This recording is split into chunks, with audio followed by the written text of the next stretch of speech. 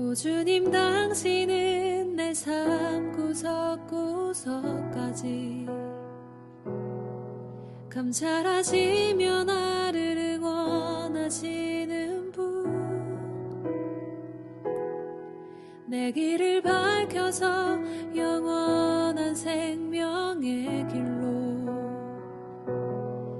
인도하시며 나를 격려하시는 분, 크고 작은 갈등을 겪고 나지만 항상 결국 당신을 선택합니다. 나의 유일한 고백의 대상은 오직 아름다운 당신뿐입니다. 나의 유일한 고백의 대상은 오직 아름다운 당신뿐입니다. 나의 예배를 받으소서, 홀로 영광을 받으소서. 주여, 나의 주여.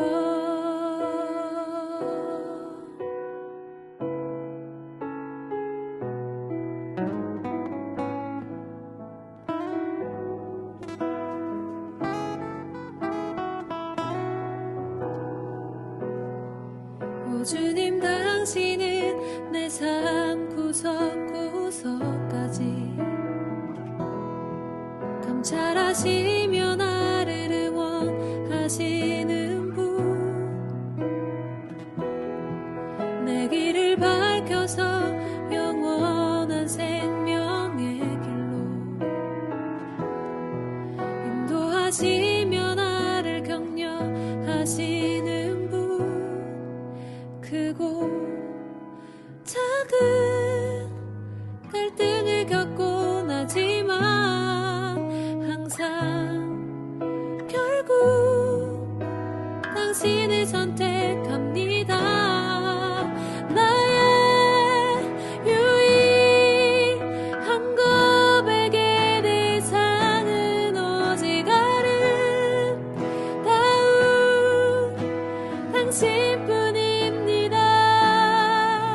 나의 유일한 고백의 대상은 오직 아름다운 당신뿐입니다. 나의 유일한 고백의 대상은 오직 아름다운 당신뿐입니다. 나의 유일한 고백의 대상은 오직 아름다운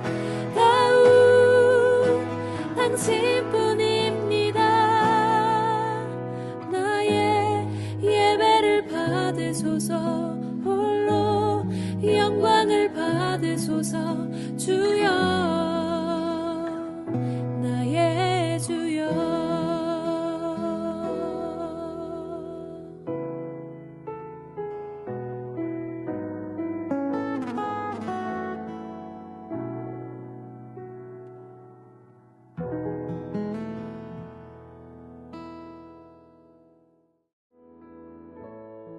예레미야 애가 4장은 길었던 예루살렘의 포위와 성을 함락한 바벨론 군인들에 의해 사람들이 무참히 살육되고 시드기야 왕이 포로로 잡혀감으로써 끔찍함이 절정에 이르렀던 참상으로 돌아갑니다.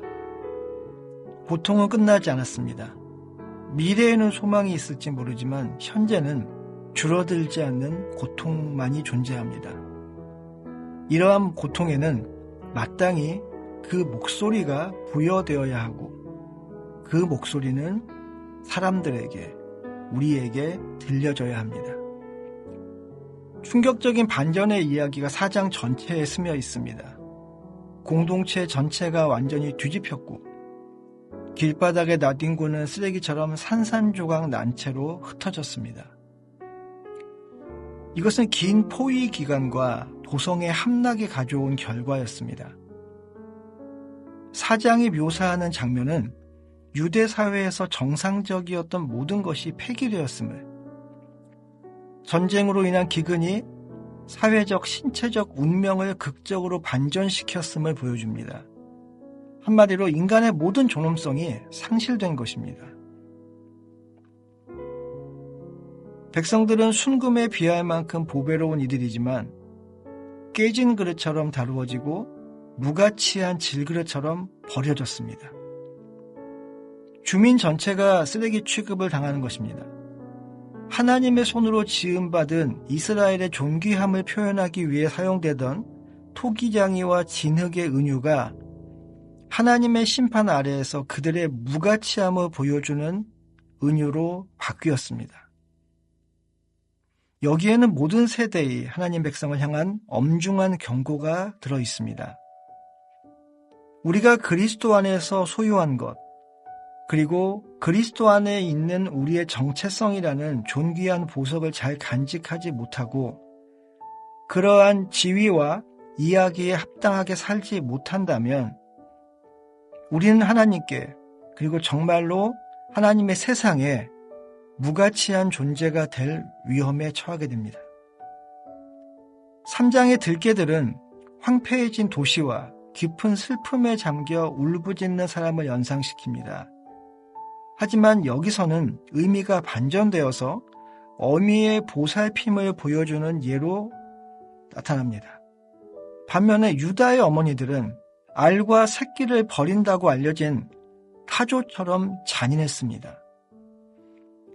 어린아이들의 고통은 분명 악과 폭력이 가져오는 가장 악마적인 결과 중 하나일 것입니다.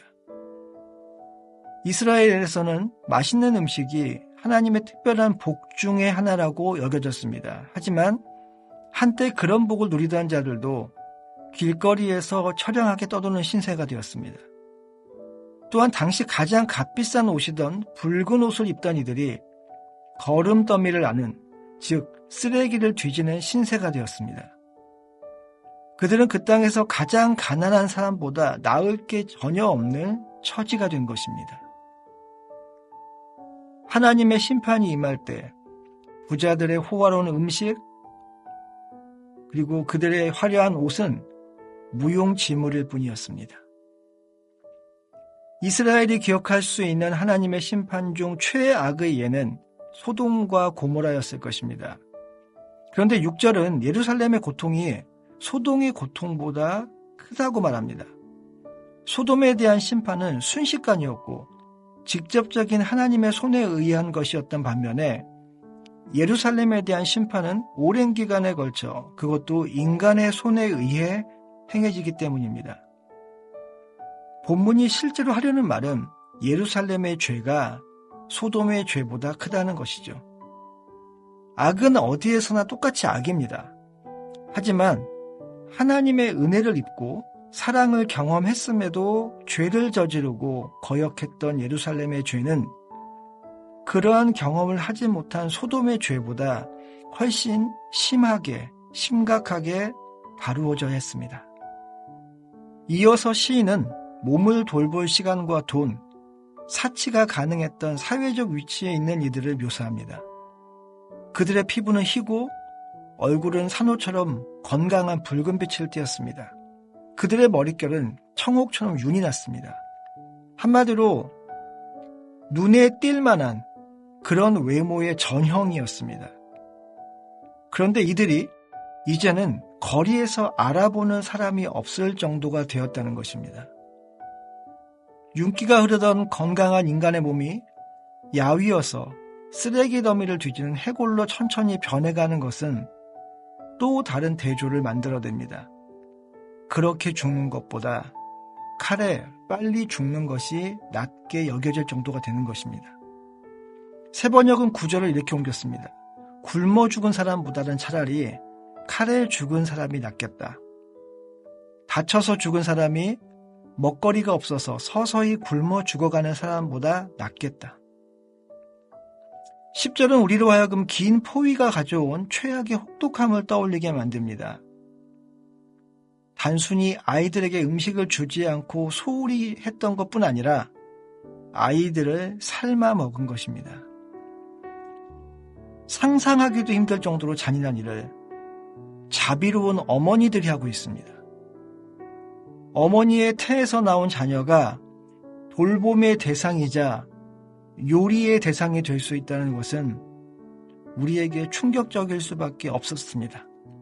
하지만 우리는 이 일이 신명기 28장 53절부터 53절에 열거된 저주 가운데 하나임을 떠올릴 필요가 있습니다. 그런데 그런 사람들을 가리켜 시인이 내 백성이라고 부릅니다. 어떻게 그럴 수 있을까요? 그들을 바라보는 시인의 시선에서 우리는 어쩌면 하나님의 시선을 볼 수 있습니다. 그들을 향한 시인의 눈물은 하나님의 심장으로부터 흘러내리는 눈물이었습니다. 시인의 감정은 하나님의 것이기도 했습니다. 마치 다시 무너질 예루살렘을 바라보며 눈물을 흘리신 예수님처럼 말입니다. 본문은 오늘 우리에게도 이 시선을, 이 마음을 지니라고 말합니다. 우는 자와 함께 우는 하나님의 눈물을 지니라고 말합니다. 기도하겠습니다.